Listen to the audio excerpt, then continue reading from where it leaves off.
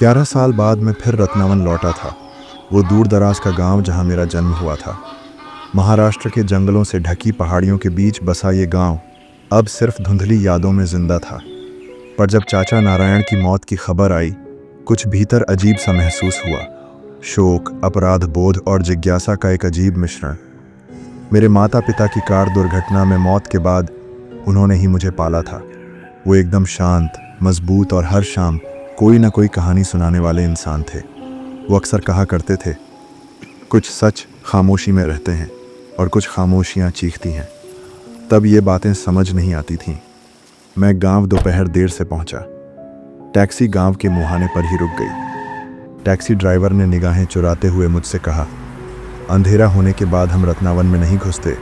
मैंने सोचा शायद टैक्सी ड्राइवर और गांव वालों के बीच की कोई बात होगी। मैंने अपना बैग टांगा और गांव में दाखिल हो गया। वही कच्ची दीवारें, लाल टाइलों की छतें, तंग गलियां, सब वैसा ही था। मगर कुछ अलग भी था। वहाँ की हवा जो कुछ भारी सी लग रही थी। कुछ देर चलने के बाद मैं चाचा के घर पहुँचा। वहाँ मेरे स्वागत के लिए बाबा नरसिंह खड़े थे, जो कि उस समय चाचा के घर की देखभाल कर रहे थे। उनकी उम्र भले ही ज़्यादा थी, पर उनकी आवाज़ अब भी तीखी थी। चाचा की तबीयत बिगड़ने के बाद से वही सब संभाल रहे थे। उन्होंने मुझे देखकर बस सिर हिलाया और कहा, सूरज ढले घर से बाहर मत निकलना। उनकी बात सुन मैं हंस पड़ा। अरे बाबा, मैं यहीं पला बड़ा हूँ, अब ये नया ड्रामा क्यों? वो मुस्कुराए नहीं, बस इतना कहा, रत्नावन अब पहले जैसा नहीं रहा। जैसे ही घड़ी में ठीक 7 बजे गांव बदल सा गया। बच्चों के खेलने की आवाज़ जो अभी तक आ रही थी वो अचानक गायब हो गई। लाइटें मंद हो गईं, यहाँ तक कि कुत्ते भी चुप हो गए। ऐसा लगा जैसे पूरा गांव ही शांत हो गया हो। मैं खिड़की के पास खड़ा होकर बाहर का नज़ारा देखने लगा। बाहर के पेड़ मुरझा से गए थे, जैसे उनमें जान ही ना हो। यहाँ तक कि झींगुरों की आवाज़ तक गायब थी। मैंने जैसे ही बाहर जाने के लिए गेट खोला, बाबा नरसिंह डांटते हुए बोले, अंदर जाओ, वो आज रात गांव में आएगी। कौन? मैंने पूछा। घुंघरू वाली औरत। उनकी बात सुनकर मैं हंस पड़ा और बोला, आप तो मुझे भूतों की कहानी सुना रहे हो। उनकी आंखों में कोई मजाक नहीं झलक रहा था। बेटा, ये कोई कहानी नहीं है। उन्होंने बताया कि कुछ साल पहले पास के गांव की एक लड़की मरी हुई मिली थी। ना खून, ना घाव, बस चेहरा ऐसा जैसे किसी डर ने उसे निगल लिया हो। तभी से रात में ऐसी घटनाएं होने लगीं। लोगों का कहना था कि उन्होंने रात में घुंघरुओं की आवाज़ आती सुनी है, एक धीमा गुनगुनाना और कभी कभी हंसी भी। मगर जिसने उसे देखा वो फिर कभी पहले जैसा नहीं रहा। कुछ पागल हो गए और कुछ गायब। मैंने उनकी बात सुनी और रात भर इसी बारे में सोचता रहा। करीब 2 बजे मैंने घुंघरुओं की बहुत हल्की सी आवाज़ सुनी। फिर एक धीमी अजीब सी फुसफुसाहट, जैसे कोई गुस्से में किसी को कोस रहा हो। मैं थोड़ा सहम गया। वो आवाज़ पास आती जा रही थी। मैं खिड़की की ओर बढ़ने ही वाला था कि बाबा की चेतावनी याद आई, उसे कभी मत देखना। मैंने डर के मारे अपनी सांस रोक ली। पायल की आवाज़ अब धीरे धीरे कम होने लगी। मैंने जैसे तैसे सुबह होने का इंतज़ार किया। जब सुबह हुई तो मैंने खिड़की के बाहर गीले कदमों के निशान देखे। जब मैं बाबा को निशान दिखाने लाया तब वो अचानक गायब हो गए थे। अब मेरे दिमाग में बस एक ही बात चल रही थी कि वो पायल वाली औरत कौन थी। मैंने गांव वालों से पूछताछ की। ज़्यादातर ने बात करने से मना कर दिया, लेकिन एक बुज़ुर्ग महिला ने मुझे बताया कि वो हर पूर्णिमा की रात को आती है। रात को जो कोई भी उसे देखता है वो उसको अपने वश में कर लेती है और घने जंगल की ओर ले जाती है। उसके बाद उस शख्स की सिर्फ लापता होने की खबर मिलती है। उनकी बातें सुनकर मैंने ठान लिया कि मैं इसका सच जानकर ही रहूँगा। उस रात मैंने दरवाज़ा खुला छोड़ दिया और इंतज़ार करने लगा। आधी रात को फिर वही आवाज़ आई, घुंघरुओं और धीमी गुनगुनाहट की। मैं झट से दरवाजे के पास गया। वो वहीं खड़ी थी, गली के आखिर में। लाल साड़ी, लंबे बाल और डरावना चेहरा। धीरे धीरे वो मेरे करीब आ रही थी। फिर उसने मेरा नाम लिया। मुझे याद ही नहीं कि कब मैं उसके पीछे चल दिया। एक पल मैं दरवाजे पर था और अगले ही पल गांव के उस पीपल के पेड़ के नीचे खड़ा था, पैर खून से लथपथ, कपड़े ओस से भीगे। तभी बाबा ने मुझे ढूंढा और बड़ी मुश्किल से मुझे होश में लाए। क्या तू उसके पीछे गया? उन्होंने कांपते हुए कहा। मैंने सिर हिलाया। उसने मेरा नाम लिया और उसके बाद मुझे पता ही नहीं चला कि कब मैं उसके पीछे चल दिया। बाबा ने मेरा हाथ पकड़ा और बोले, जिस दिन तूने उसकी ओर देखा तू उसका अगला निशाना बन गया। उस दिन के बाद से सब बदल गया। मुझे डरावने सपने आने लगे। आईने में मैं कभी कभी उसे अपने पीछे खड़ा देखता।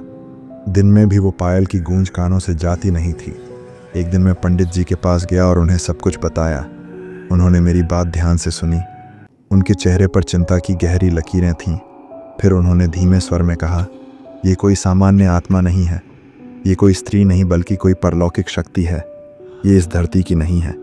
शायद किसी भूलवश ये शक्ति यहाँ आ गई है। उनकी बात सुन मैं सिहर उठा। मेरे होंठ कांप रहे थे। तो फिर हम क्या कर सकते हैं? पंडित जी ने मेरी ओर देखा और बोले, अभी तो मैं सिर्फ तुम्हारा नाम की पूजा कर सकता हूँ और इससे ज़्यादा हम कुछ नहीं कर सकते। लेकिन तुम्हें बहुत चौकन्ना रहना होगा क्योंकि वो अमावस की रात तुम्हें लेने आएगी। उसके बाद पुजारी ने पूजा की और मंत्र पढ़े। अमावस करीब थी। गांव में सर्दी बढ़ने लगी। कोई शाम 6 बजे के बाद बाहर नहीं निकलता। घरों के दरवाज़ों पर राख का लेप और हर मोड़ पर दीपक जलाए जाते, पर उसकी आवाज़ अब और ज़्यादा सुनाई देती थी। और फिर अमावस्या की रात आ गई। पूरा गांव शाम ढलते ही सुनसान हो गया था। एक भी खिड़की या दरवाज़ा खुला नहीं था। सब घरों में ताले जड़ दिए गए थे।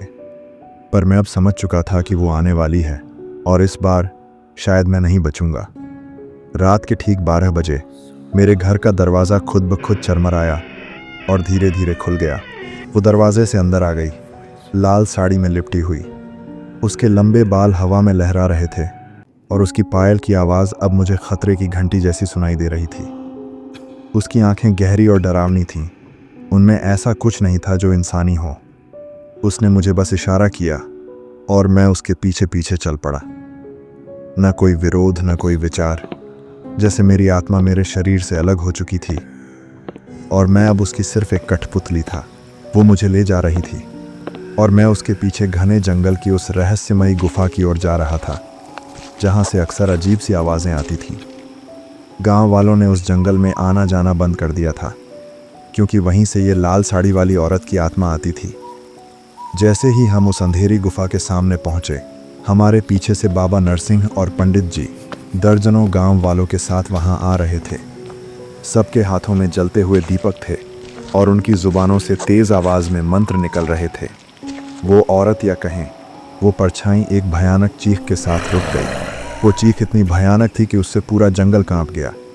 गुफा की दीवारें हिलने लगीं। पंडित जी ने जोर से चिल्लाया, तुम इस आदमी को छोड़ दो। गांव वाले मंत्रों का उच्चारण करते रहे। अग्नि भभक उठी। दीपक की लपटें तेज हो गईं। वो जोर जोर से चीखने लगी। उसका मेरे शरीर पर अभी भी कब्जा था, लेकिन जैसे ही मंत्रों की गूंज अपने चरम पर पहुंची, मैं ज़मीन पर गिर पड़ा। मेरी आंखें खुलीं। मेरा शरीर कांप रहा था। सांसें तेज चल रही थीं। वो औरत वहां से अचानक दर्द में चिल्लाते हुए गायब हो गई। गुफा का द्वार अब एक ठोस दीवार बन चुका था। इतना सब होता देख मुझे चक्कर आ गए और फिर मैं बेहोश हो गया। कई हफ्तों तक मुझे समझ नहीं आया कि मैं कैसे जिंदा बचा। गांव वालों ने कहा कि सब कुछ खत्म हो चुका है। वो शक्ति अब इस संसार में नहीं है। पर सच्चाई कुछ और थी। जब भी मैं रात को सोने जाता, एक परछाई मेरे बिस्तर के आसपास मंडराती। कई हफ्ते बीत गए। थेरेपी करवाई, तांत्रिक बुलाए, वो फिर भी मुझे दिखाई देती। अब भी वो पायल की आवाज़ मेरे कानों से जाती नहीं। एक बार मैंने आईने में अपने चेहरे के बजाय उस औरत को देखा जो मुझे घूर रही थी।